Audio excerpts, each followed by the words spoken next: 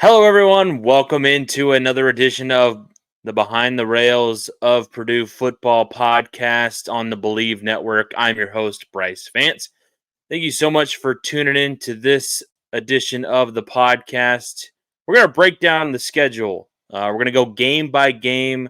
We're going to categorize each game and tell you if it's a must-win game for Purdue, a toss-up type victory or toss-up type game, or if it's a game that's kind of a long shot for the Boilermakers to win. We're going to get into all of that here on this edition of the podcast. Before we get too much further, make sure you are subscribed to the podcast, either on Apple Podcasts, Spotify, or on the YouTube channel. All you have to do is just go to youtube.com/behind the rails, and you can check out the new screen behind me that has a rotating picture, a little slideshow of what the show's topic is that particular day, some graphics, has the schedule on there, which we're going to be talking about today. So if you want to follow along as that scrolls past on the screen as well, there's some social media accounts, what you can find on social media. That's where you can see those accounts on the screen as well. You can also find those in the description if you'd like to follow me on X, Instagram, or on TikTok to get snippets, Purdue commentary outside of the podcast. And go ahead and follow as well on those social media platforms. So this episode of the podcast is going to be dedicated to the schedule and going game by game before we get into week one. We are recording this in the week of week 0, so there will be college football this weekend.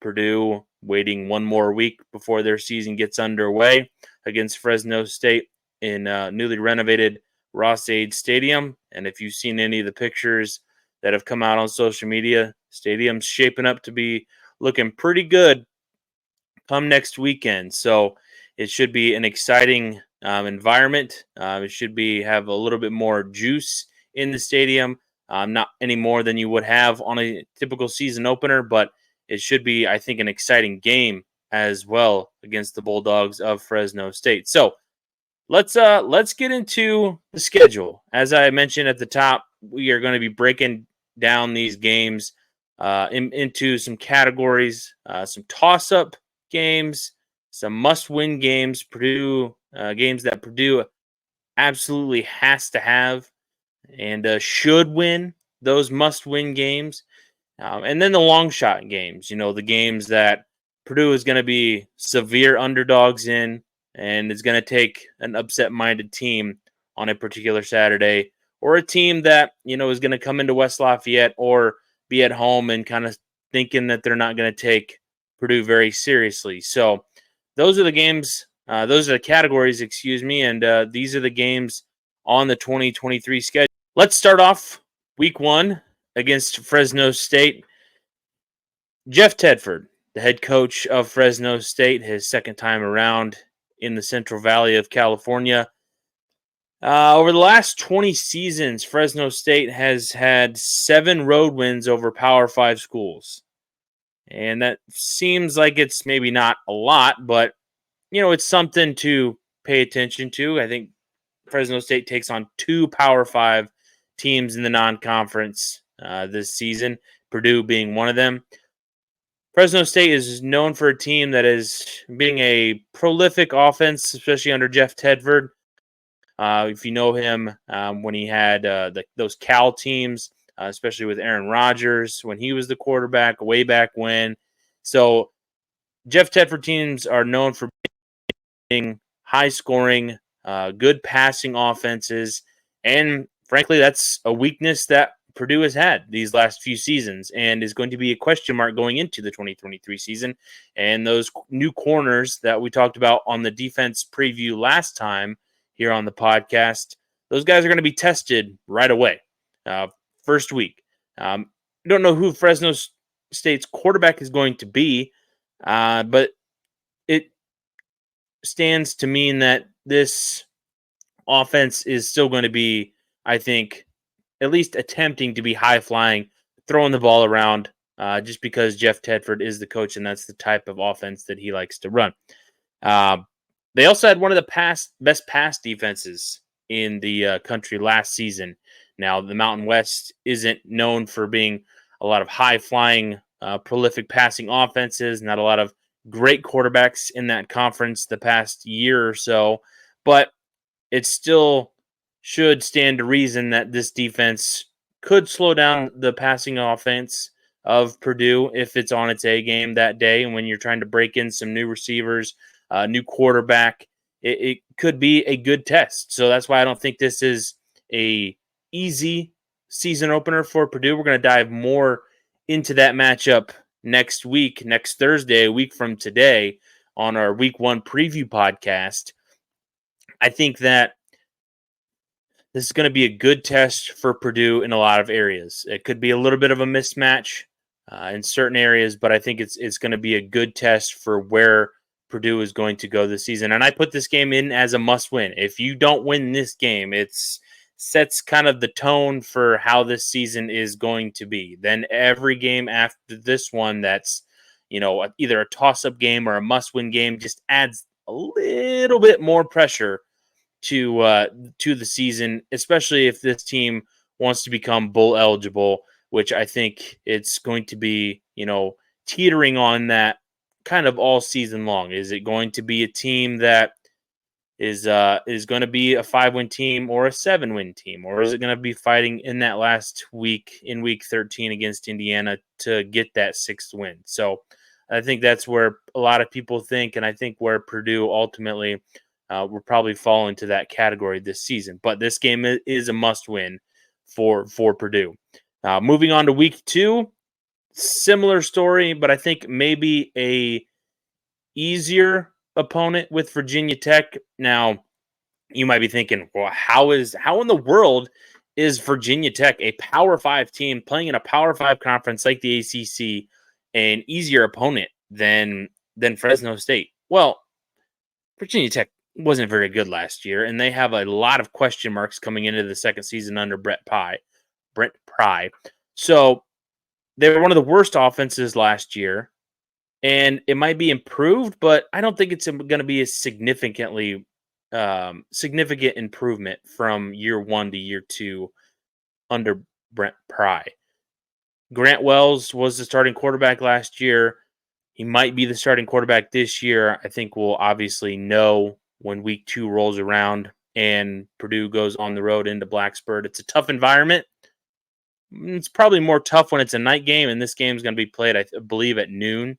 So not as tough when you hear Enter Sandman during the sunshine that is going to be beaming down in Virginia that day. So I think it's not as difficult an environment, and we'll see if West Virginia comes out and lays an egg against Old Dominion, what type of crowd is really going to be in that type of game, because it feels like that the situation under Brent Pry could be very difficult right away, and he might already be kind of trending in the direction of his hot seat getting a little warmer. So this is a game that Purdue should win.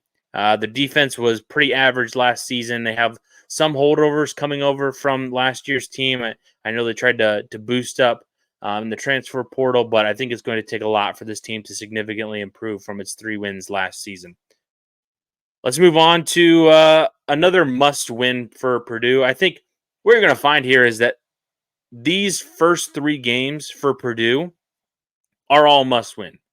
If Purdue wants to become a team that easily gets to bowl eligibility, they need to win these first 3 games. They need to be 3-0 after 3 weeks. And what's interesting about this stretch is that Purdue could be 1-2, they could be 2-1, or they could be 3-0. I don't see them losing all 3 games, but it's a chance. I would say maybe a 5% chance, but I think it's more than likely that they go 2-1 or 3-0. If you're a Purdue fan that hopes to see your team playing in December, you want them to win all 3 games, because the conference it's much more difficult, especially on the west side of the division this year, and you're playing Ohio State and Michigan in the same season. It's going to be difficult. you need to win these 3 games to at least have a very good chance at become bowl eligible. Syracuse, week 3. If you remember this game, I do, and it was crazy. It was wild in the last few minutes, teams going down the field very quickly and scoring and going back the other way. It was just wildness. And then you had the one memeable moment of this game when it cuts to the woman in the crowd and she drops an F bomb. You don't hear it obviously, but you see her mouth the F word, and that's kind of how this game kind of wrapped up during the 2022 season during week 3. And that's the same way that this game could go this time around. I think there's a lot of variance with this Syracuse team coming into this year. They have both their quarterback, their top receiving target, Aronde Gadsden, probably one of the top 15 or so tight ends in the country. Garrett Schrader at quarterback was solid for them. In provides a mobile threat for this Purdue defense to defend against.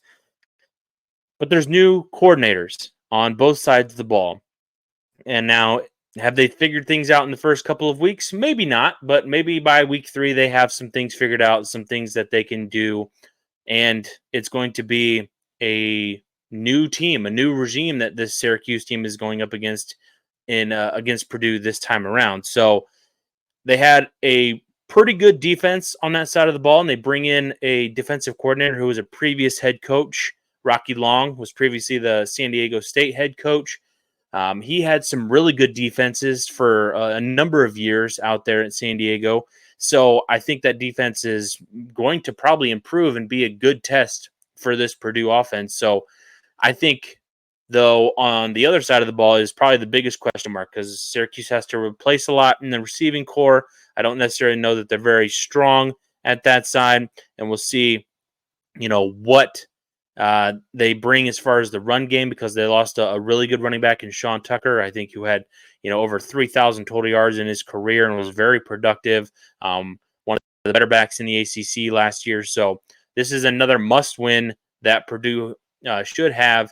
And I think if you win this game, it propels you into the conference schedule, which starts off with a bang. Starts off week 4, Friday night in West Lafayette. This is our first long shot game of the season. And I toyed with going with a toss-up or a long shot just because we don't know what Wisconsin is going to be. I think we'll see a lot of what it wants to be in the first 3 weeks. But you bring in a new head coach, you bring in a new offensive coordinator, and you bring in a new transfer quarterback in Tanner Mordecai that loves to sling it around. Him being in Phil Longo's offense, who comes over from North Carolina. If you know anything about that offense with Drake May, they throw the ball all around the yard. And they still have Braylon Allen, one of the top running backs in the conference and in the country. They're going to have a good offensive line. They're going to be really good on defense. Luke Fickell, the new head coach, defensive-minded head coach. So it just feels like, even though both teams are starting over, it feels like Wisconsin is just starting over in a little bit of a better place, and with what they brought in, and you have not as much that you are going to be replacing. It feels like that Purdue just might be a step or a notch below Wisconsin at this point, with new coaches, and what they bring in and have brought into the transfer portal. It just feels like Wisconsin is going to be a pretty strong team, but I will say, out of the 3 long shots that I do have, I think this is the best chance for Purdue to get an upset. It's on a Friday night in West Lafayette. You're going to have, hopefully, a Purdue team that is off to a 3-0 start and a Wisconsin team that's probably done the same. I think they have a matchup with, I believe, Washington State, and I think that's out on the Palouse, out in Pullman. So they could be 2-1, and you never know. It gets crazy out there on the West Coast, especially at Washington State. You never know what's going to happen. So how does this team go from a really rocky season last year. They kind of tried to rally under Jim Leonard after Paul Chris was fired. So I think it all comes down to, can you slow down this offense? This is where it's going to be a really good test for the secondary. Can the defense slow down Braylon Allen and not allow him to have these huge runs? But I think this more than likely ends up being a loss for Purdue. If you were to play this game out 100 times, if you were to simulate it 100 times, Purdue probably wins maybe 20 to 25 times. With the way that I think that they can is probably going to try to turn this game into a shootout. And if you could turn this game into a shootout when you have two offenses that want to be high powered and throw the ball around, Wisconsin, maybe not as much as what Purdue wants to do, because I think they still want to have that identity at Wisconsin of ground and pound, but just make it look a little different than what it has in years past. So I think that there's a good chance that this game could be back and forth a little bit, but I still think Wisconsin probably takes over in the very end, with that offensive line and probably the better defense in this matchup. So it's a long shot, but I think this is the best chance for Purdue to get an upset and get an upset early. Maybe Wisconsin and all this new stuff hasn't figured things out quite yet, and you have a really good chance on a Friday night. I think it's going to be a really fun environment and be a fun game. Next on the schedule, week 5 is back in West Lafayette, and if you notice that these first I think before the bye, Purdue I believe has 5 home games, so it's a good situation to start the season that you have so many home games that'll help out new coach, help out new quarterback, new defense. I think a lot of things can be positively affected being at home so many times early on in the season, get you kind of in a rhythm for the end of the season, which the schedule may be a little bit backloaded, but still, it feels like the games we've talked about so far have kind of been toss-ups or long shots or games that you need to win. So a lot of pressure here early on. Illinois game. Brett Bielema versus Ryan Walters for the first time. Head coach taking on his former defensive coordinator. You know what Illinois is going to want to do. They're going to try to run the ball down your throat. They might try to throw it a little bit more than they did last year with Luke Altmaier at the quarterback. He was just named the starter this past week. The defense for Illinois, I think, is still going to be very good. Will be one of the better defenses in the Big Ten and maybe in the country. I think they might take a slight step back with a new defensive coordinator now that Ryan Walters is in West Lafayette. So the defense still should be very good. Secondary has a lot of key pieces in place, or has to replace a lot of key pieces, but they have a lot of talent up front that is going to get after the quarterback. Jazir Newton and Keith Randolph Jr., one of the a tandem up front that most teams would dream to have. I know one of them was an All-American. I think one of them is rated the best defensive tackle according to Pro Football Focus coming into the 2023 season. I think it was Newton who was rated the best returning defensive tackle. So going to be, I think, a struggle. I think a game that's going to be low scoring. And I believe this game might have been low scoring last year, if I'm not mistaken. This game I would consider a toss-up because I feel like it's going to be low scoring. It could come down to whoever has the ball last. Could come down to a late field goal. I think Purdue might have the advantage, in the special teams area. So I think it's going to be a close game. I think it could be a very interesting game. It feels like a classic Big Ten West type game, and a game that I'm really looking forward to because I think Illinois could be one of those sneaky teams that could be probably competing for the Big Ten West at the end of the season. Let's move on to week 6, another game that I believe is a toss-up game just because I don't know what Iowa's offense is going to look like. I don't think you know. I don't know if Brian Ferentz knows what the Purdue offense is going to look like. He has to hope it's better because if it's not, bye-bye. If you don't know and you're not, deep diving college football all during the off season, Brian Ferentz has a clause in his contract that his offense has to score an average of 25 points per game during the regular season, or he's gone. Now, I don't know if he's going to be able to do that against this Purdue defense. This game is in Iowa City, a place that Purdue has won at recently. Last time they took a trip out there and they won. I do, however, think that this offense will be a little bit better. The defense is still going to be very good. Going to be another tough test, similar to the Illinois game. I think that, man, this is going to be another low-scoring first team to 24 type game, wins it.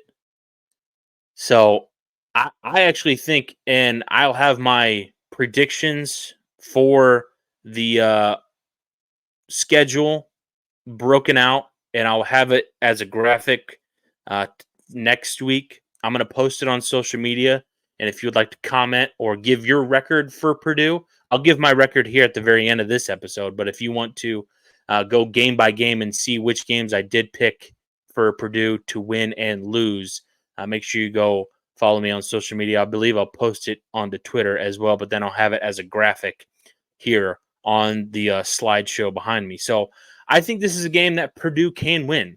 As we've seen recently, they can go out there and win a game. I think both teams are going to have good quarterback play.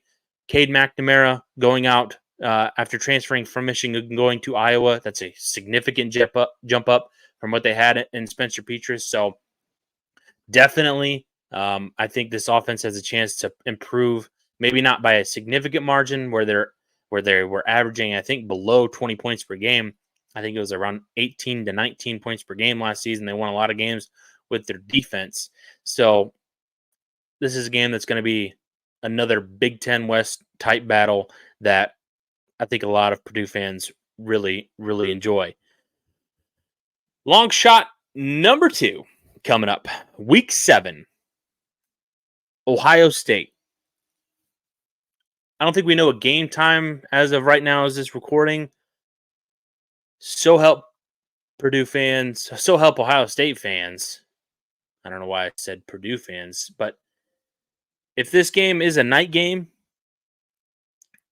I think this is going to give off those vibes, upset vibes, especially Ohio State. I think would have already played Notre Dame at this point, and if they beat the Irish, they're more than likely going to be undefeated at this point. And Purdue, maybe potentially 3-3 at this point, trying to find its way back to a path to where bowl eligibility is. Does Ohio State have the quarterback situation figured out? I think by this time, Kyle McCord has either shown that he's the capable starter or he has shown to be, maybe not the guy, and maybe they've tested out Devin Brown a few times in the non-conference. I think this is where we find out, what this Purdue team is made of, because you don't have to look ahead to any opponent the following week because the following week is the bye week. So you can kind of just lay it all out on the line for this game. And if it's a night game or it's a late afternoon game, I think this is, when the sun is going to start going down in the second half, and could be a crazy environment if Purdue is able to keep up with Ohio State, because this is going to be a prolific offense. The weapons are insane for Ohio State, as they usually are. These corners are going to be tested for Purdue. The defense is only gotten better. It did over the course of the season last year under Jim Knowles. He's now in his second year. They have a lot of guys back, mainly in the linebacking core and up front. And they have guys that are in the secondary that I think are pretty darn talented. So difficult matchup. But you just got to have that upset-mindedness that you've had the last couple of times you faced the Buckeyes. And I know last time was a special time, and you had a lot of special players. You're gonna need one of those special type games from somebody, and maybe you find that playmaker along the way in the first 6 weeks, and they really shine against Ohio State. But it's definitely one of those long shot games. As I mentioned, week 8 is the bye week. Then they followed with the road trip to Nebraska. And Purdue, I believe, has won there recently as well. I think it might have been the same season that they went out to Iowa City and won that game that season. I think it was the start of the Scott Frost era, and probably the start of the downturn for Nebraska as well. Matt Rule is the new coach there, not no longer Scott Frost. I know Purdue fans are upset about that, but it's going to be, I think, a slow turnaround for Nebraska. They have Jeffrey Sims at quarterback from Georgia Tech. Is he healthy at this point? Is he a little banged up? He's got an injury history. I think that this is a game that Purdue should go out there and win this game. I don't think it's going to be a quick turnaround in Nebraska for Matt Rule. I think is that Nebraska is going to be one of those teams fighting for bowl eligibility at the end. So this could be a game that goes either way. If Purdue goes out there and wins this game, I think they're more than likely going to a bowl game. I think this is at the point in the season where you are either, let's say, 4-3 or 3-4. Maybe you get one of those long shot games. If you win this game and it gets you to 4 or 5 wins, it sets you up for being a bowl eligible team. It sets you up for a really good chance at getting to 6 wins and playing in December. If you don't win this game, the pressure is going to be on. The drive for 6 is going to get very rocky. And you are going to be looking for spare parts to fix whatever is wrong with the car. You're going to be asking yourself, how did we get here? Because this is the type of game that can turn your season into, hey, it's maybe not the season that we wanted, but I think we are seeing the signs and the progress under a first-year head coach. This is the type of game that I think it could be in Lincoln in week 9, off the bye week. So you hopefully you come in with a little energy. I think this is a game that Purdue has to have for this season to at least end up in bowl eligibility. The following week, another road trip, this time to the Big House. This game is kind of in a look-ahead spot for Michigan because they go to Happy Valley the following week. So Michigan might be looking ahead slightly, might sleepwalk into this game, and Purdue might be able to jump on them early and make it a game until the very end. But this is a long shot game, third one of the season. It's going to be a difficult matchup. The defense is going to be very good. Michigan's going to run the ball like crazy, use J.J. McCarthy only when they have to. This is a game where the running game for Michigan could shine. We'll see how Purdue is handling this season so far. A game that I don't necessarily think that the upset chances are very high, because even though Michigan had played Michigan State the prior week before this game, I mean, it's definitely not a letdown, look ahead type game. And as the people on one of my favorite podcasts, The Solid Verbal, would call it a letdown, look ahead sandwich, I don't necessarily think that's the case, because I think Michigan is just going to steamroll Michigan State. They're going to try to do the same. I think it's going to be a little bit more difficult than it will be against Michigan State. Not super high on the Spartans this year. I think they will Purdue will definitely put up a better test than what Michigan State will. So, but I don't think they're necessarily going to be looking ahead to Penn State the following week, unless Purdue puts a scare into them early on. The following week, another toss-up game. This is the part of the schedule where Purdue, if they are needing 3 wins to get to bowl eligibility, can get 3 wins, especially the final 2 that we'll get to. Minnesota. They come in, another letdown, look-ahead type situation. This one more than the previous one. I definitely think this is a classic Solid Verbal letdown, look-ahead sandwich, because this game for Minnesota is after Illinois, which, if those 2 teams are at the top of the Big Ten West standings, could mean a lot. And then it's before Minnesota takes on Ohio State the following week. This is a classic letdown look ahead sandwich, especially if Minnesota is coming off of a win over the Illini the previous week.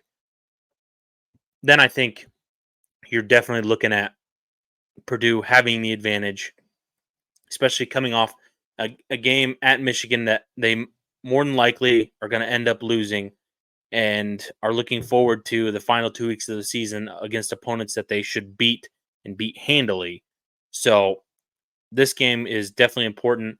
The offense for Minnesota, I think, is going to look different. We'll see if they revert back to being a more ground and pound type team. But from what I know, I think Minnesota is going to be a team that is tilted more towards a passer happy offense, not, tip the scales, a ton where it is, an air raid type offense like Purdue. But after Mo Ibrahim graduated, they don't have the strong of running back core as they did last season. I think their weapons are going to be much improved, so they're going to try to throw the ball more. And if that ends up working out, this game could be a shootout back and forth. Minnesota's defense, I think, is still going to be very good. A lot of really good secondary talent coming back. So it should be an interesting game. Final week, 2 weeks of the season. At Northwestern, at home for the Old Oaken Bucket against Indiana. Both these games categorized as must-wins. You got to win these 2 games, especially if you're needing to finish out the season strong, maybe headed into a bowl, or just trying to finish on a positive note if that is out of range and you're going in looking for that 4th and 5th win. Northwestern, who knows? To be honest with you, I don't know how their season is going to go. They could rally after the firing of Pat Fitzgerald, or they could just be a complete dumpster fire like they were last year, and this should be an easy double-digit win. Your guess is as good as mine, but I think this is a game that Purdue should win. I don't think it's going to be a very tough environment out there at Evanston at Ryan Field, so we shall see. The Indiana game, as a lot of people like to do, throw those records out. No matter what the situation is for each team, is Tom Allen still the coach at this point? If Indiana has another season where they're fighting for 3 to 4 wins, I don't know that he lasts until this point. Maybe this is the game that puts the nail in that coffin. I know Purdue fans and, the Purdue fan base and those surrounding it would love to be the ones that end Tom Allen's tenure in IU. This is a game that they could do it. Game at home. Hoosiers have a lot of question marks. I don't know that the quarterback situation is going to be super strong. Dexter Williams, I don't believe, is going to start the first couple of games. Feels like Taven Jackson should be the starting quarterback. First-year starter. Things could get rocky. IU's defense was one of the worst in the country. The secondary is one of the worst in the country. Are they improved? A lot of turnover. They used the transfer portal for a lot, including their starting quarterback. So a lot of new pieces. Can it come together? I think Tom Allen is on the hot seat going into this season, and we'll see if that thing is fully engulfed in flames by the end of the year. And Purdue is the one that puts the extinguisher on it and makes it no longer a hot seat, turns it into you're gone. So that's the 2023 schedule for Purdue, game by game. Must wins to recap real quick. Fresno State, week 1, Virginia Tech, week 2, Syracuse, week 3, and then the final 2 weeks, Northwestern and IU, kind of bookending it with must wins at the beginning and at the end. Toss-ups kind of sprinkled out throughout the whole entire season with Iowa, Illinois, Minnesota, and Nebraska. 4 of them, 4 toss-up games that I think could go either way, a Purdue win or a Purdue loss. Long shots: Wisconsin, Michigan, and Ohio State. Out of the 3, I would say Wisconsin is probably the most comfortable that I would say upset. Followed by Ohio State because both those games are in West Lafayette, followed by Michigan. Only Michigan slightly, like a 2% chance of an upset in my mind right now is because they could be looking ahead to Penn State. I don't know that they will. We'll see. So, make sure you follow and subscribe to the podcast, whether you are listening on Apple, Spotify, or on the YouTube. And if you're looking at YouTube, you can see this beautiful screen behind me that has been scrolling through with social media handle graphics, logo graphics, the schedule one, which is on the screen right now.